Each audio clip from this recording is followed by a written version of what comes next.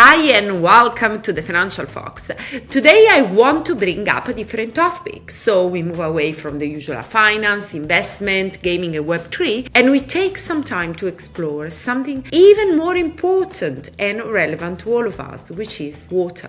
So the water industry is a $1 trillion industry that is facing a serious crisis. And it will be interesting to understand how technology can help solve this problem. Water is a precious resource as essential to the planet's survival. So common sense suggests we should manage its use in the most efficient way. Unfortunately, we didn't do our best and we have reached a breaking point, so we have a water problem. Water scarcity threatens the health and development of communities around the globe. The water infrastructure is not optimized and there is a lot of water that is wasted while many people still not have access to clear water. Climate change is intensifying the problem, pushing governments to find more innovative, collaborative ways to address water stress, a global problem that is getting worse. Joining me on the show is Riggs Eckelberry, CEO of Origin Clear, a company listed on the OTC market in the US, provider of water treatment solution and aggregators of water treatment companies.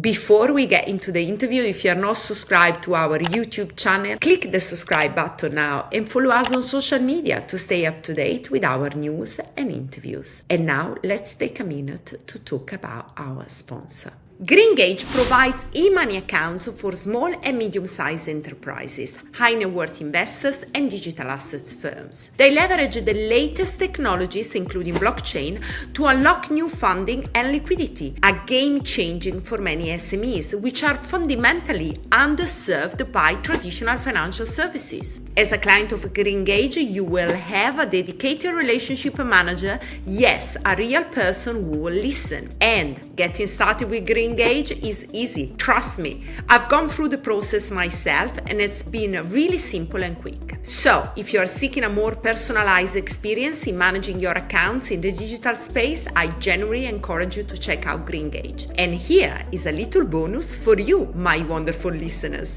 Use the code FOX10 when signing up to enjoy a 10% on the first year's fee on corporate accounts only. The link is in the description, so take a moment to explore what Greengage has to offer. Now, back to the show. Hi Riggs, how are you? Well, Steffi, it's a great pleasure to be on your show. Thank you. Well, it is really a pleasure indeed, because not often we have the opportunity to discuss, subjects that actually matter, like water. You know what? It's obviously it's been my life for some years as total transformation from being in technology. But in fact, I'm so happy that I'm using my technology skills for water. Yeah. I think that's it's very interesting because, we do different interviews on the channel with, many founders, and the focus is always, technology, building something that, could be useful. We talk about finance, we talk about investment, we talk about consumer product and technology application. But when it comes down to really things that really matters, that without them we wouldn't be able to live, like, water. I think it makes you thinking, how some conversation should be addressed. And, sometimes rather than just focusing on the money sphere, sometimes it's interesting to focusing on something else and see how technology can actually bring innovation to an industry that, yes, is a $1 trillion industry, okay, but is an industry that has also to strive and also to innovate, because of the fundamentals there is a good that all of us needs. So, without further ado, I'm going to let you introduce yourself for our listeners, and then we can dive deep into, some of your work, and then understand a bit how, blockchain comes in place. Thank you, Steffi. Well, yes, I launched this company actually back in 2007 with a different mission altogether, which was to cultivation of algae for biofuel. And at the time, microalgae for biofuels was very promising, and it still is. and we had a lot of fun with it. The only problem is that the oil industry decided to invent fracking, and all of a sudden the price of oil got so low that as a public company, as you know, we had to do something for our shareholders, and ultimately we decided that we should take our technology at the time and reuse it for the water industry, because we were basically had a technology to extract algae from water, and we were able to apply it to extract sewage from water. So that was our very first launch into water.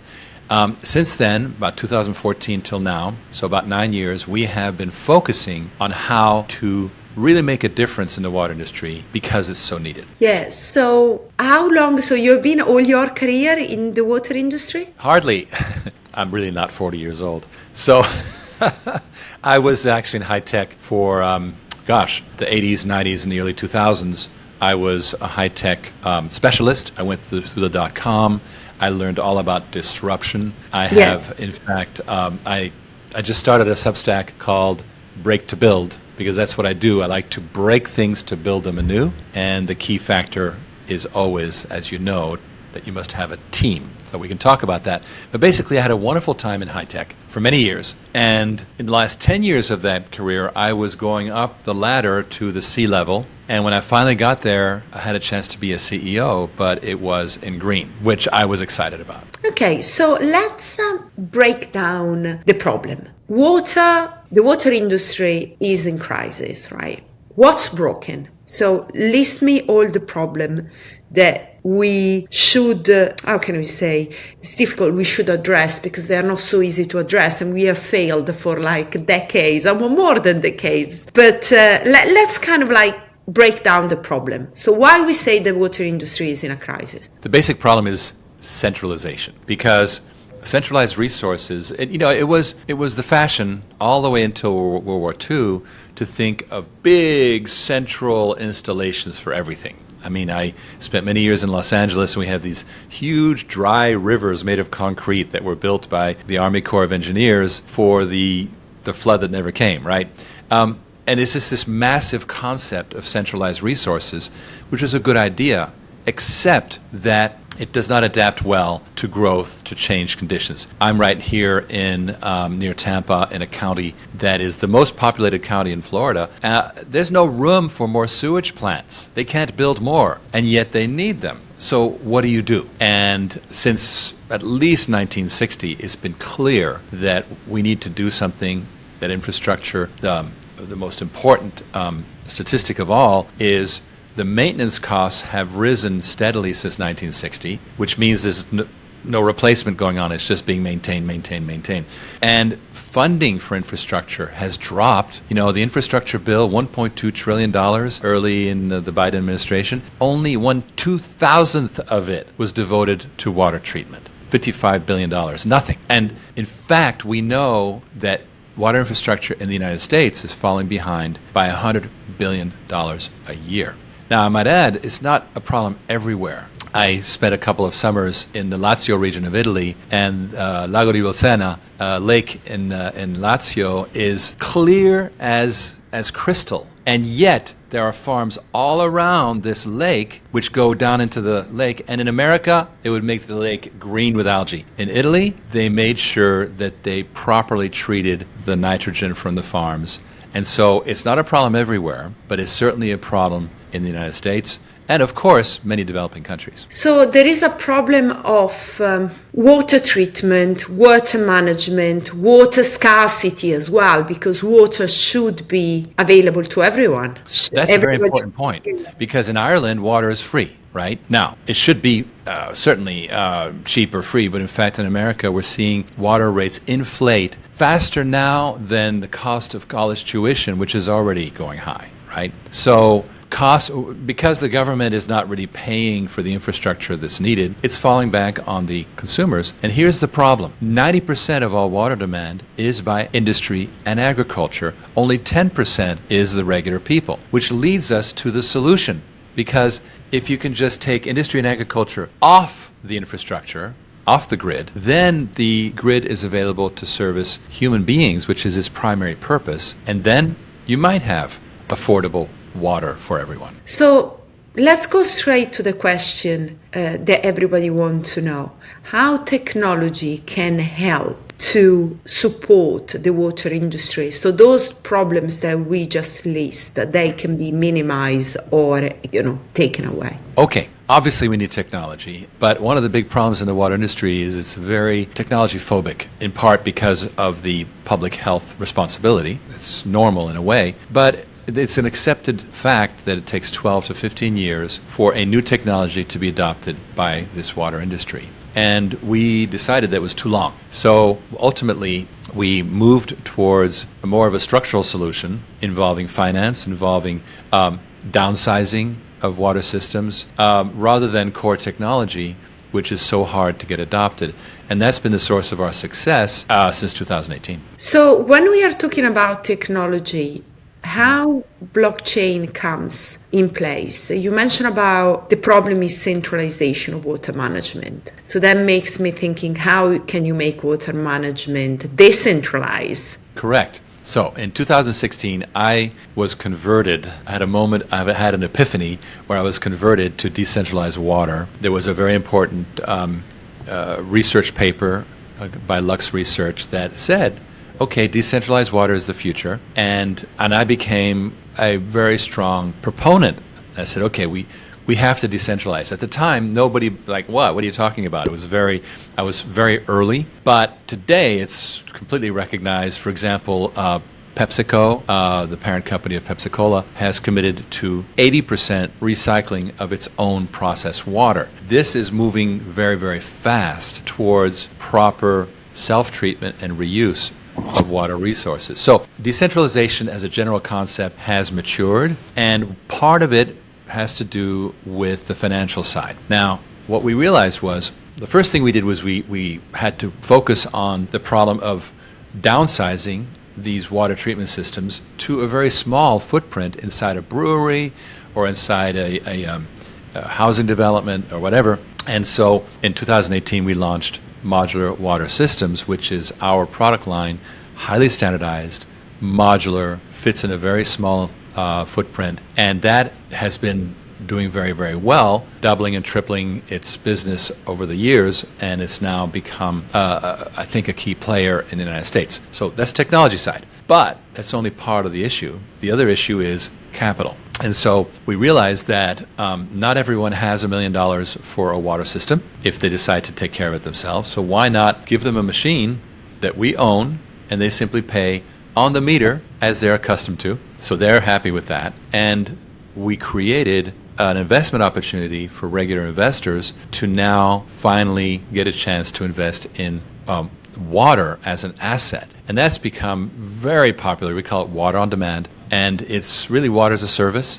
That is, I think, a key part of it. So technology, capital, and then the third part, as you say, is blockchain. Now, the reason why we like blockchain is because let's expand the water on demand concept to a very large operation that is replicated in different countries in the world. Now we have a solution to a big problem that we have, which is there's no worldwide water market. There's no way for somebody who has a risk in Northern California to offset the risk with water in Singapore. It's impossible. So how do you do it?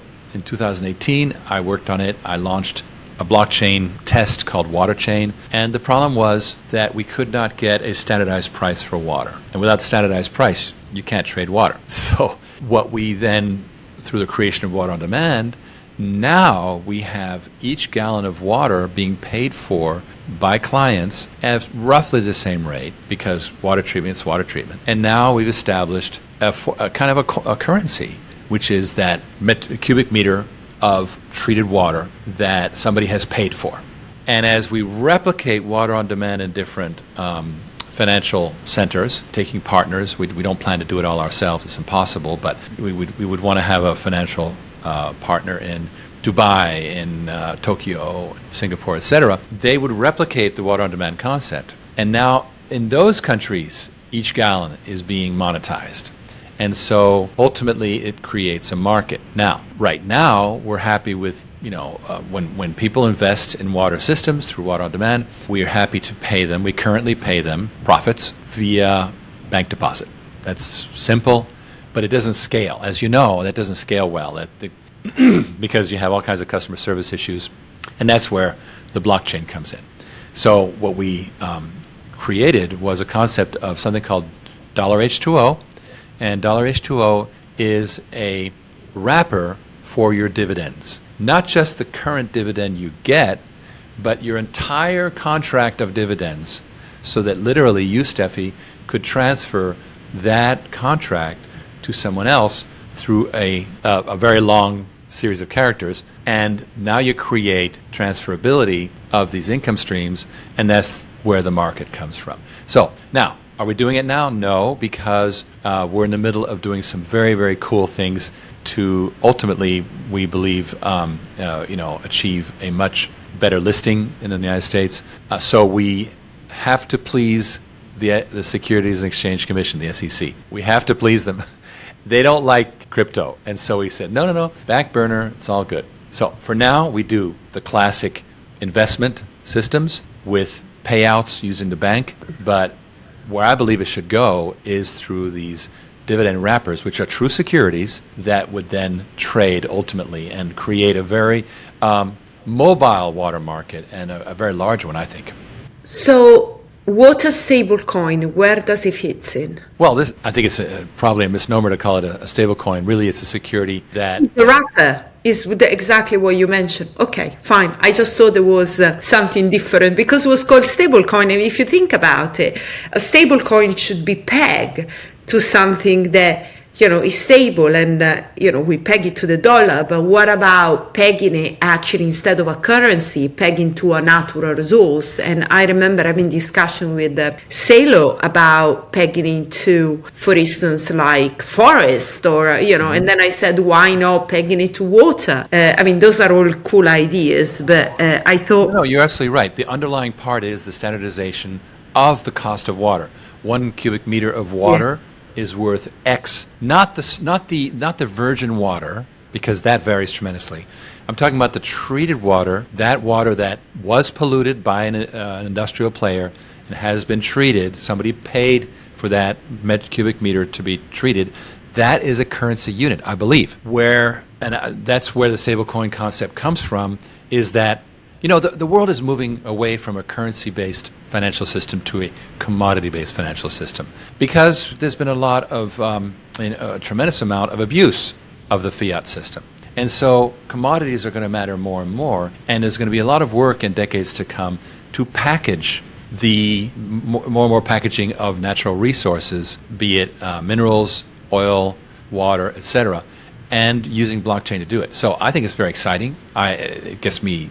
That's where I live. I live in this technology area. I have to kind of keep it as a future concept for now, only so that we can achieve the fundamentals of our business, really show that this can work as a basic transaction, right? Before the commodities exchange in Chicago was able to trade pork bellies, somebody was having to make pork bellies. So it has to be an underlying economic activity, and that's what we're creating right now. So when you said the US doesn't like crypto, blockchain is a technology, right? Like is AI, and nobody's saying, oh no, AI goes away. Actually, they are putting money to it. So how do you see the water industry market powered by technology in the US? Is there a stigma that can be overcome with the deployment of blockchain technology, or this SEC is just so stubborn that you are not very positive for the moment? Well, for the moment, right?